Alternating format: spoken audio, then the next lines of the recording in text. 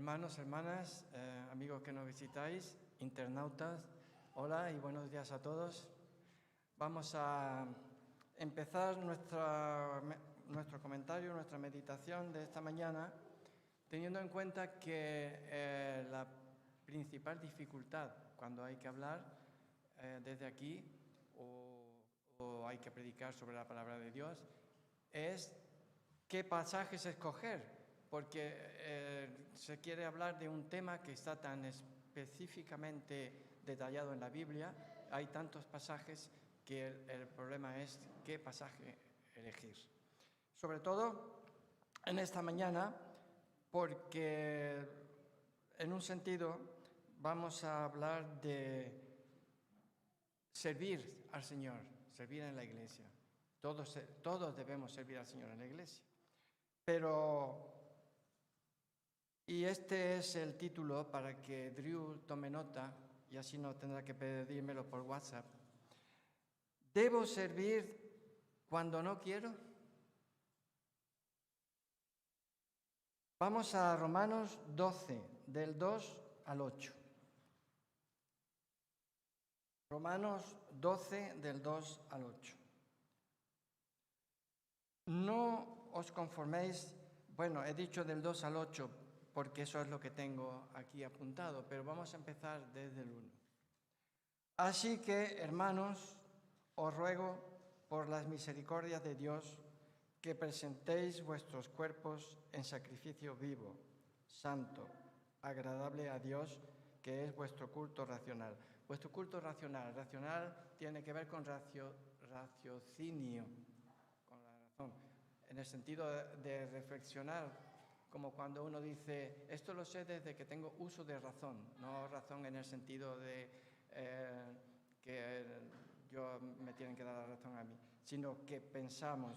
Y es un poco nuestro culto lógico, porque cuando pensamos en la obra del Señor a nuestro favor, de una manera lógica, y además nuestro cuerpo, nuestra alma y nuestro espíritu, pues rinden culto a nuestro Dios. Nuestro culto racional, nuestro culto lógico, nuestro culto también espiritual. No os conforméis a este siglo, sino sed transformados. Sed transformados porque es una acción en la que debemos dejarnos nosotros que se lleve a cabo. Aunque aquí dice, no os conforméis a este siglo, sino transformaos, pero el poder de transformarnos no va a venir de nosotros mismos, es que debemos dejarnos ser transformados por medio de la renovación de vuestro entendimiento. Vemos que habla del entendimiento antes del culto racional. Es una cosa que no hacemos mecánicamente, es una cosa que lo hacemos a conciencia cuando adoramos al Señor.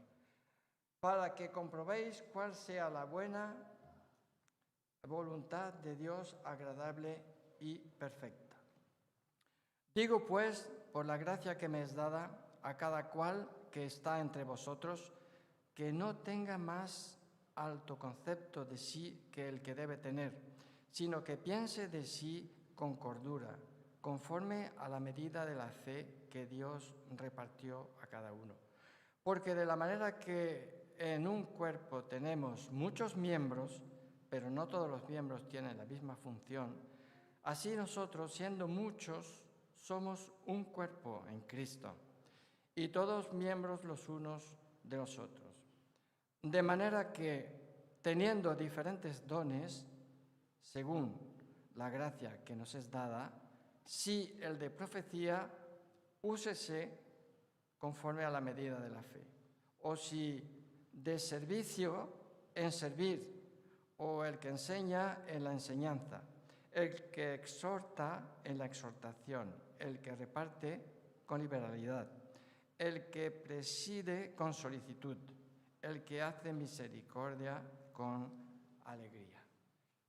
Y aquí quiero destacar el versículo 7, el don de servir. ¿Qué es el don de servir? ¿Quién tiene el don de servir? El don de servir debe tenerlo cada miembro de la congregación, porque cuando nos convertimos al Señor, Él nos da ese don para que sea útil dentro de su iglesia.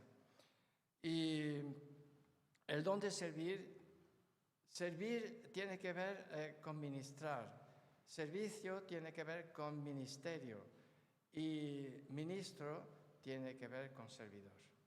Todo esto lo debemos tener presente. Entonces, en estos momentos, en la actualidad, buscamos mucho siempre la autenticidad de las cosas.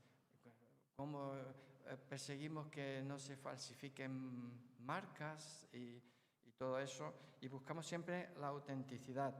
La autenticidad es un valor extremadamente importante para nuestra generación. ¿Qué quiere decir esto?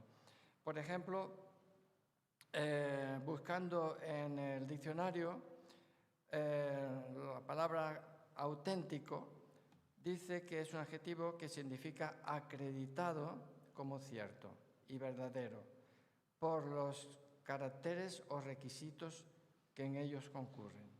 Por ejemplo, se dice, este es un Goya auténtico, no hay falsificación. Así que cuando una persona es auténtica, se dice que es verdadero, legítimo, cierto, genuino, original, probado, fidedigno, seguro, justificado, acreditado. Todo esto, características, se deben aplicar al cristiano.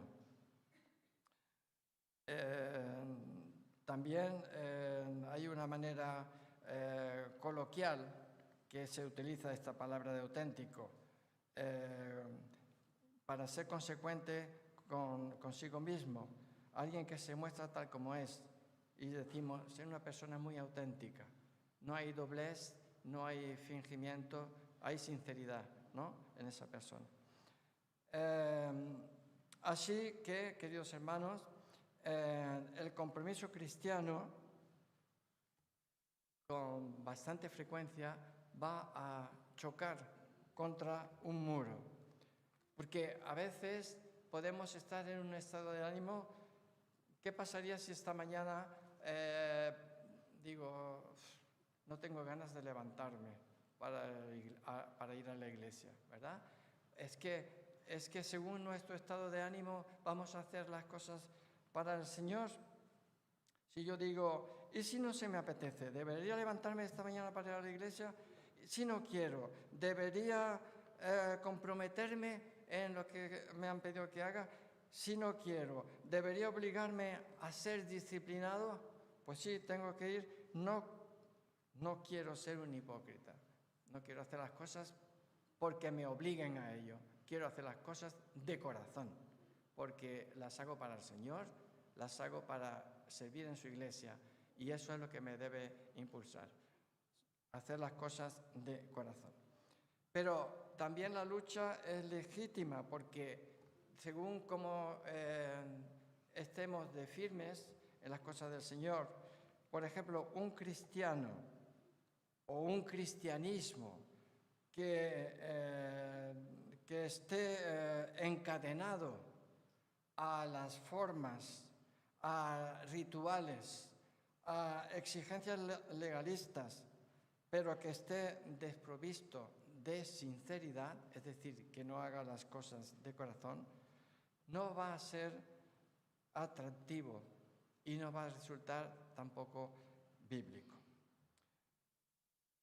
Por consiguiente, consideramos que la obediencia sin deseo es una desobediencia.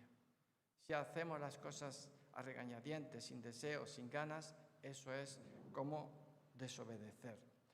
La obediencia bíblica no es solo una cuestión de forma, fijaros bien, no es la apariencia, no es lo que se ve, no es lo que se desarrolla en medio de nosotros, sino que es una cuestión también de afecto.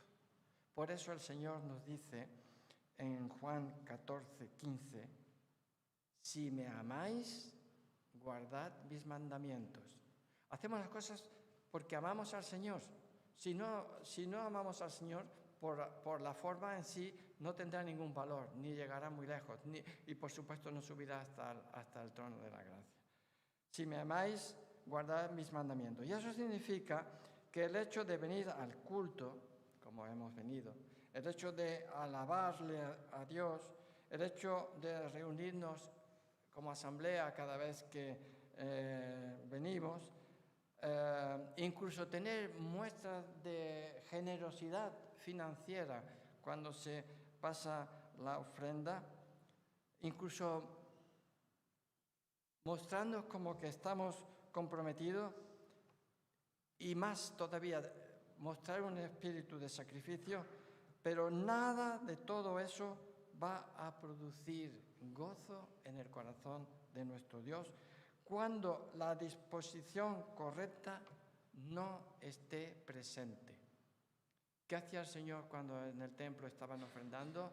¿Veía lo que ofrendaban? No, veía la disposición de sus corazones. ¿Cómo ofrendaban? No lo que ofrendaban, sino cómo ofrendaban. El Señor ve el interior, ve el corazón y no ve las apariencias. Porque si hacemos las cosas de esa manera, podemos ser también amonestados por el Señor, como el profeta Amós en el capítulo 5 expresa estas palabras poderosas. Dice Amós 5, 21 al 24.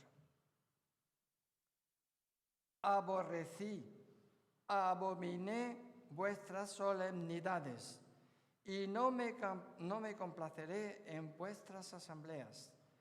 Y si me ofreciereis vuestros holocaustos y vuestras ofrendas, no los recibiré, ni miraré a las ofrendas de paz de vuestros animales engordados.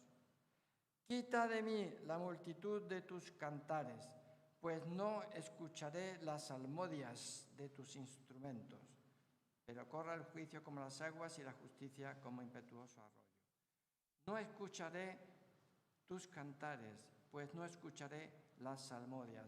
Salmodias, una palabra que no usamos apenas, pero que sabemos que viene de Salmos. Y esto es la parte litúrgica, sobre todo en el judaísmo y también mucho al principio de la Iglesia, durante las horas en que se recitaban o se cantaban varios salmos. Pues dice el diccionario, en una de las acepciones de salmodia, también dice que es canto monótono, sin gracia ni expresión. Bueno, eso es lo que puede volver a significar lo que hacemos si no lo hacemos de corazón delante del Señor. Isaías advierte del peligro de las formas sin sustancia y dice lo siguiente, Isaías 29:13.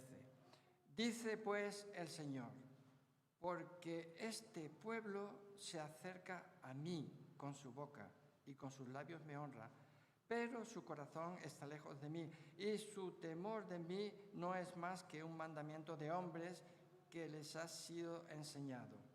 Sí, los hombres enseñan mandamientos de temer a Dios, que te va a castigar por esto, por lo otro, pero no, el Señor dice que estos son mandamientos de hombres que han sido enseñados.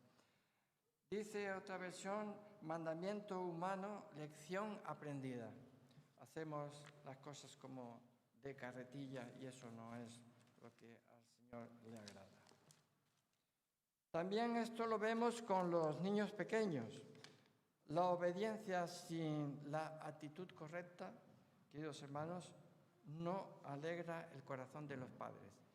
Conseguimos que nuestros hijos pequeños, sobre todo, obedezcan, y a veces vemos que su actitud no es de que están haciéndolo con agrado, lo pueden hacer a regañadientes o para que no lo mandemos a su habitación o algo así.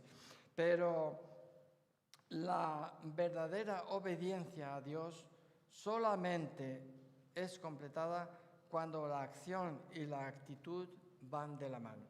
Nuestra acción, lo que hacemos, y la actitud de nuestro corazón unidas, cuando esto lo hacemos de esta forma, es cuando al Señor le agrada.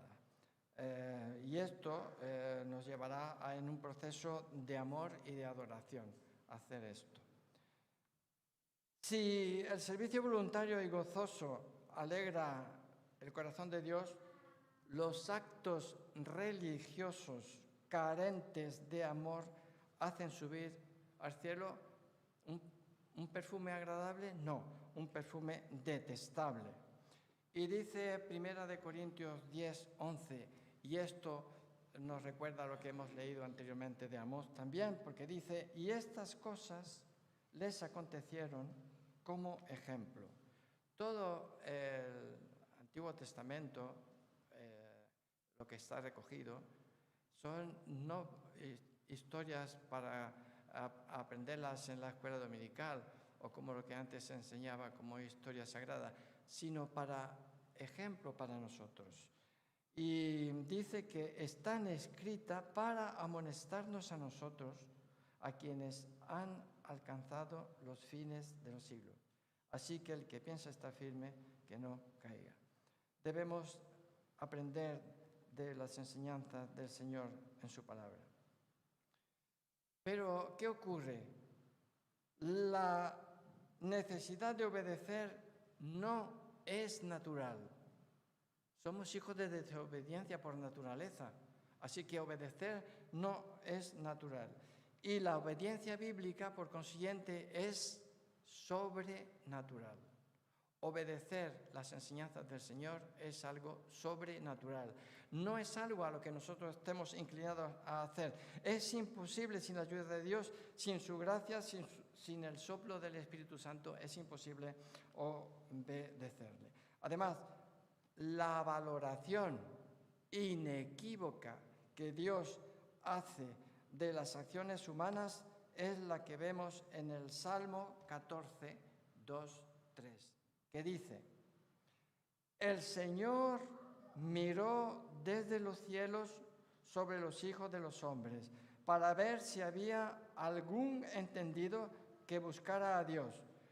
Todos se desviaron, a una se han corrompido. No hay quien haga lo bueno, no hay ni siquiera uno.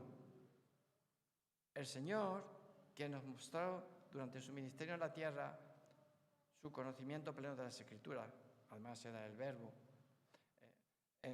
cuando se dirigió el joven rico, ¿recordáis la imagen del joven rico que acudió a Jesús y con estas palabras, maestro bueno?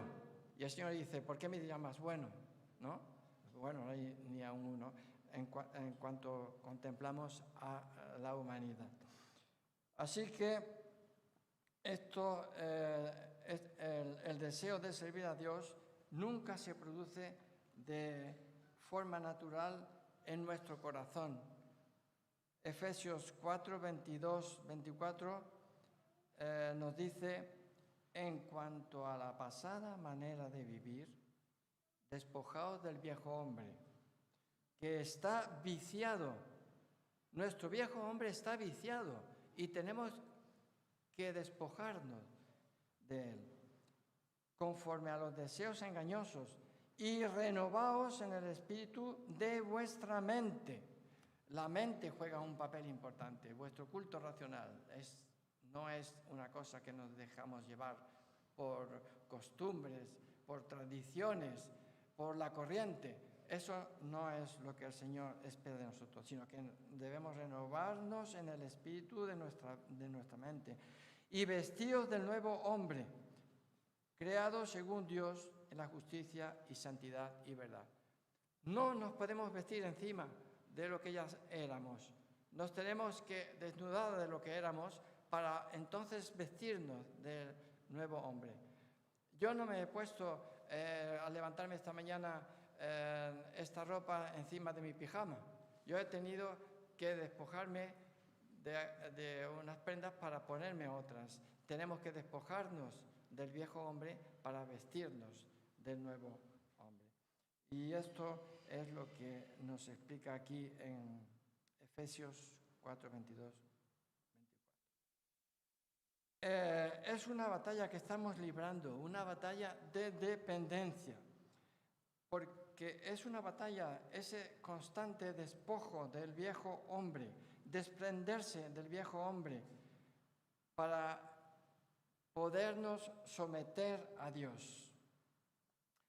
Sin un proceso de fe, disciplina y búsqueda de la gracia, nunca podremos servir a Dios con un compromiso y una actitud digna de su persona. Servir a Dios es una lucha constante. Servir a Dios es una lucha constante ¿con qué fenómenos? Es una lucha constante contra la pereza, contra la incredulidad, contra la idolatría, entendiendo por idolatría más que arrodillarnos delante de una imagen, todo aquello que se interpone en nuestra vida y ocupa el primer puesto, cuando el primer puesto en nuestra vida debe ocuparlo el Señor. Si no es así, es idolatría. Contra las pasiones de la carne, bueno, dice la Escritura, especialmente a los jóvenes, huid de las pasiones desordenadas.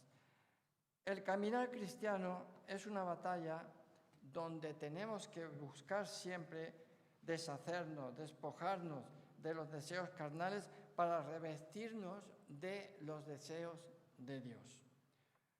Una batalla que lamentablemente estamos perdiendo muchas veces sin que nos demos cuenta, pero es así.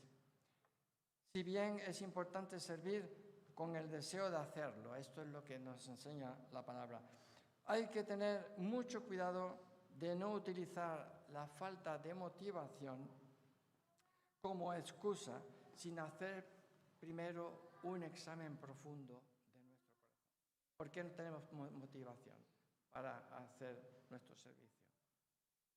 Busquemos las causas en nuestro corazón. Servir a Dios, queridos hermanos, no es una sugerencia. Sería bueno que tú sirvieras a Dios. No es una sugerencia que dependa de nuestro sentir del momento. Ahora mismo haría cualquier cosa. ¿Y qué pasa dentro de media hora? No es cuestión de un momento el servir a Dios, sino que Dios merece nuestra adoración y nuestro amor cada momento de nuestra vida, constantemente en nuestra disposición de servir al Señor. Por lo tanto, se puede y se debe redescubrir el deseo de servirle practicando el arrepentimiento. Nos tenemos que arrepentir y poner a Dios en primer lugar. Y entonces ya podremos. También debemos alimentar nuestros deseos para servirle, porque aumentar los deseos está en el centro de la vida cristiana. El cristiano debe tener apetito por las cosas del Señor. No tiene que ser empujado, no tiene que ser arrastrado, sino que tiene que tener ese deseo de servirle, de consagrarse al Señor. Los deseos humanos, nuestros anhelos, nuestras motivaciones, queridos, todos, a veces es algo muy complejo. Se mezcla todo.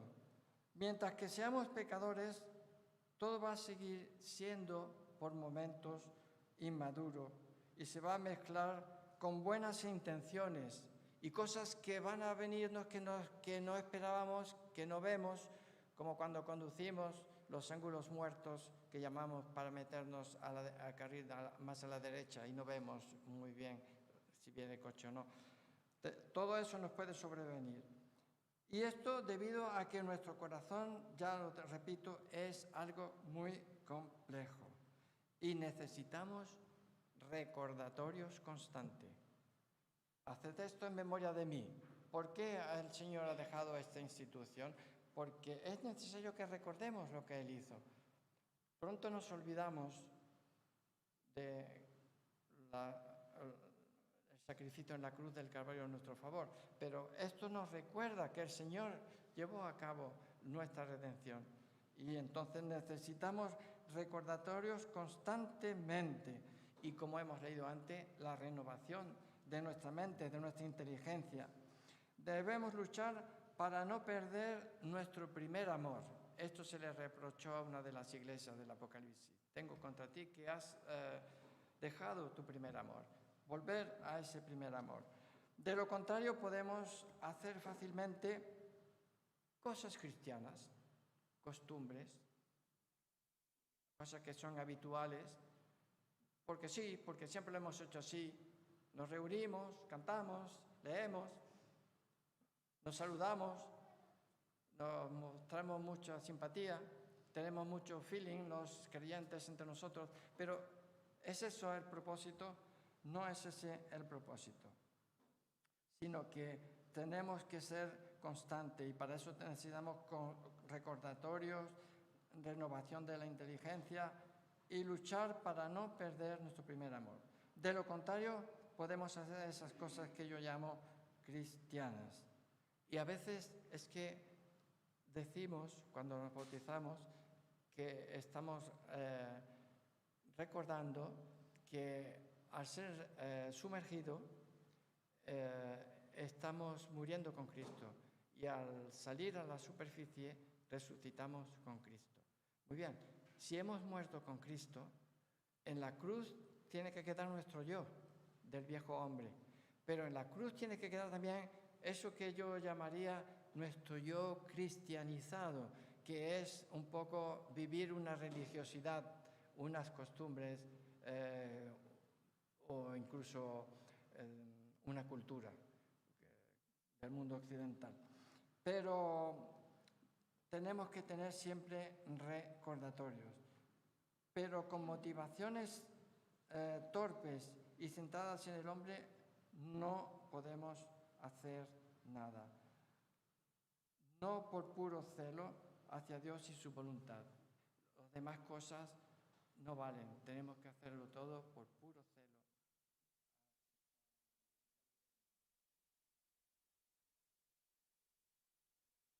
Si Dios crea, como dice Filipenses 2:13, en nosotros el querer y el hacer, tendremos que apagar esa llama de la vida por falta de amor y acción.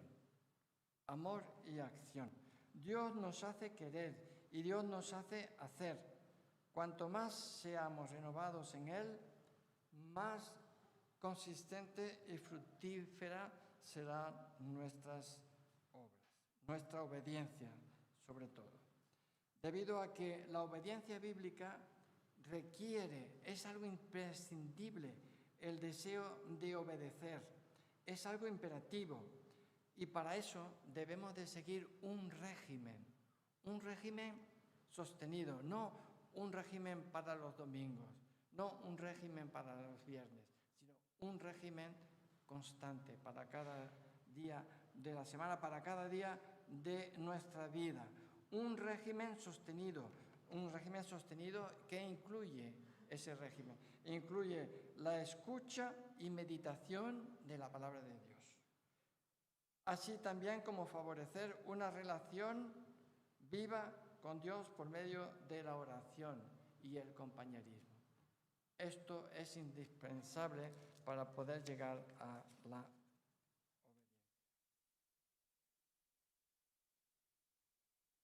Sin alimentarnos regularmente con la palabra, pronto nuestro corazón se va a abandonar y va a estar hambriento y deseoso de regresar a la vieja naturaleza. Y caeremos, nos olvidaremos de la obediencia al Señor. Nuestras motivaciones, ya sé que son bastante complejas y mixtas, muchas cosas que se mezclan a la vez.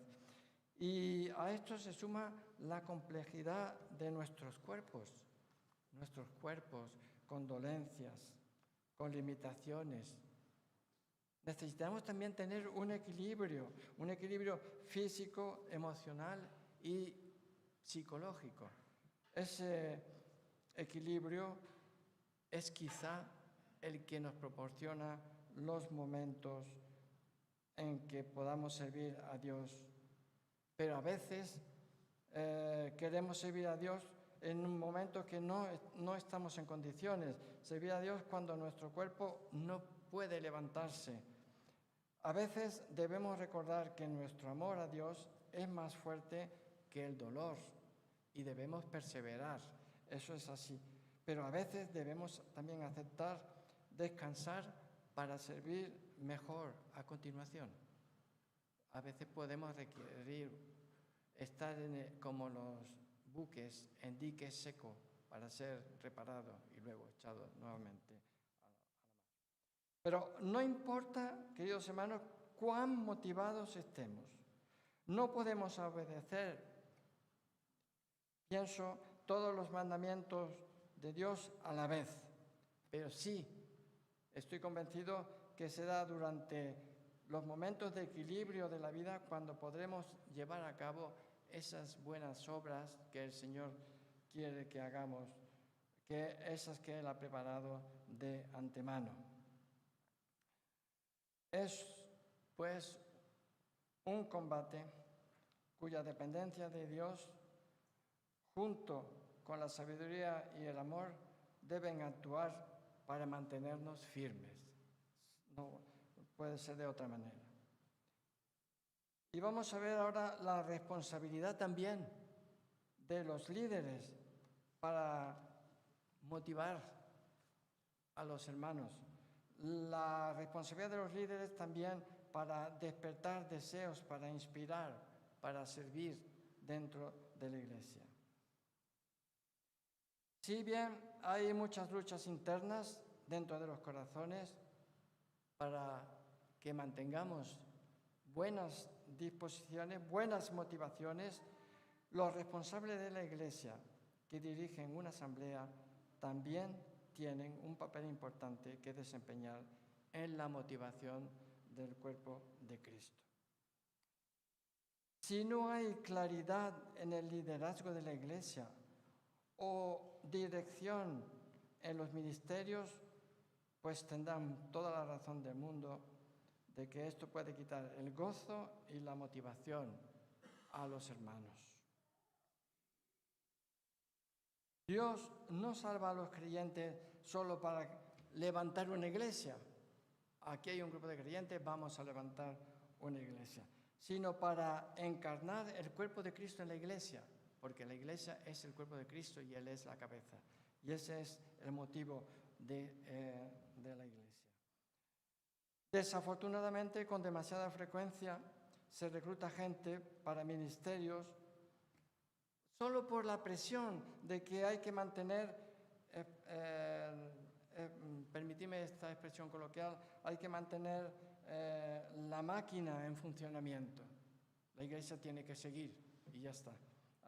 Pero por este motivo se puede reclutar, contratar o solicitar ministros y colaboradores, pero ese no debe ser el motivo. Y con demasiada frecuencia no hay una sintonía en todo el grupo. Con la verdadera misión de la iglesia, ¿cuál es?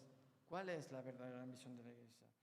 Es vivir y compartir el Evangelio. Si el poder del Evangelio no está visible en el ministerio o en la vida de los líderes, es normal que se pierda la motivación. La responsabilidad del cristiano ante Dios no es dirigir especialmente una iglesia, sino usar nuestros dones espirituales para bendecir a las personas. Ese es el principal motivo. Una iglesia o ministerio donde las personas no son bendecidas en y a través del servicio, debería cuestionarse profundamente qué está pasando. ¿Significa esto que todas las actividades de servicio en la iglesia tienen que ser atractivas o son atractivas. Algunas tareas para ejecutar un ensamblaje son menos interesantes que otras. Yo he asistido muchos años a una cadena de montaje de carros de combate y cada puesto de la cadena de montaje pues tenía su cometido, su responsabilidad. Algunos eran más duros, otros eran más fáciles o más cómodos, pero nadie tenía que presumir. Al final, el control de calidad diría si el ensamblaje había sido hecho bien, pero cada uno en su puesto desarrollaba su tarea. Y lo mismo puede pasar en esta consideración que estamos teniendo en esta mañana.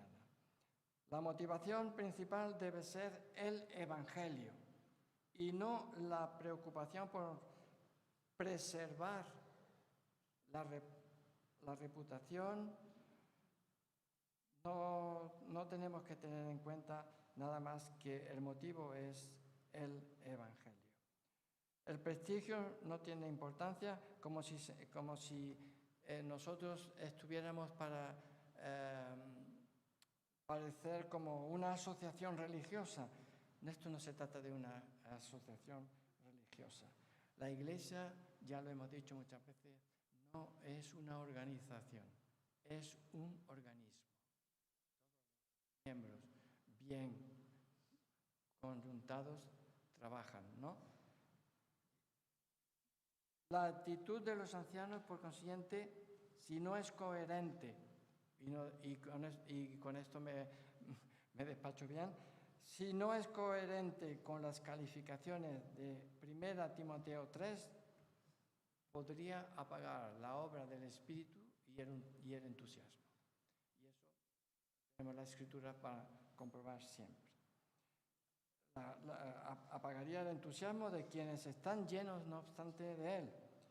Los servidores, motivados por las razones correctas, sin embargo, generarán un clima que inspirará a comprometerse. Me gusta más la palabra comprometerse que la palabra compromiso, porque, volviendo al principio, hacemos las cosas con autenticidad y no por compromiso. Adquirir un compromiso es bueno, pero no terminemos haciendo las cosas por compromiso, que no es lo mismo. Y ya vamos a llegar a la conclusión con estas preguntas. ¿Debería el creyente servir cuando no tiene ganas, cuando no tiene deseos, cuando no está motivado? Para responder adecuadamente a esta pregunta debemos tener en cuenta ciertos elementos. Vamos a ver. Primero, ¿mi falta de deseo justifica esa desobediencia? ¿Hay áreas en mi vida donde la falta de motivación es incompatible con vivir como discípulo de Cristo? ¿Mi estilo de vida está equilibrado? ¿Me alimento en la palabra diariamente? ¿Reconozco los límites físicos, emocionales y psicológicos en mis compromisos? ¿Mi conciencia está tranquila respecto a mi iglesia? ¿Soy libre de servir a Dios con mis dones espirituales para bendecir a las personas? ¿Necesito hablar con los ancianos? ¿Alguien se pregunta eso? ¿Necesito hablar con los ancianos de mi asamblea para comprender mejor su visión o aportar sugerencias? Los ancianos están para recibir, si hay quejas, pero también para recibir sugerencias y el apoyo en el ministerio. La obediencia es una combinación de corazón y acción. No podemos entrar a la acción si nuestro corazón no está dispuesto. Y ningún servicio al Señor está completo sin las dos cosas. Si servimos al Señor, corazón y acción. Si no están los dos elementos, las dos condiciones, este servicio estará cojo. No no será aceptable para el Señor. Una buena intención sin una acción correspondiente no agradará al Señor más que una buena acción realizada con mala actitud. Y ya con esto termino, llamando a cada uno a que seamos auténticos hijos de Dios. Y un versículo de Hebreos 10, 24 y 25. Hebreos 10, 24 y 25. Y considerémonos unos a otros para estimularnos al amor y a las buenas obras, no dejando de congregarnos como algunos tienen por costumbre, sino exhortándonos, y tanto más cuando veis que aquel día se acerca. Pues que el Señor nos ayude para que nuestra vida sea una vida auténtica de hijos de Dios.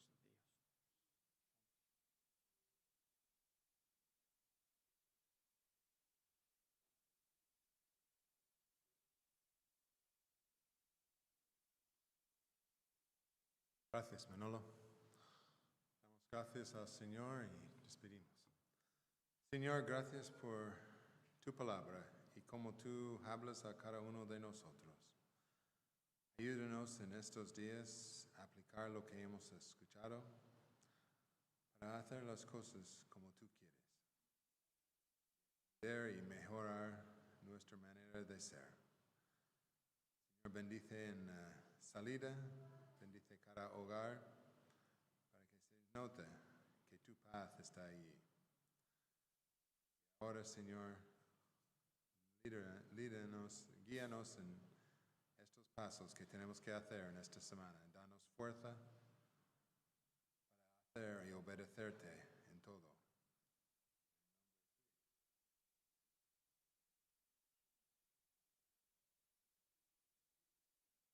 Sabéis que amén significa so be it, ¿no? Hemos hablado la semana pasada. No es para mí decir, es para vosotros si estáis de acuerdo. Por eso yo casi nunca digo amén cuando oro. Terminado, si estáis de acuerdo, amén.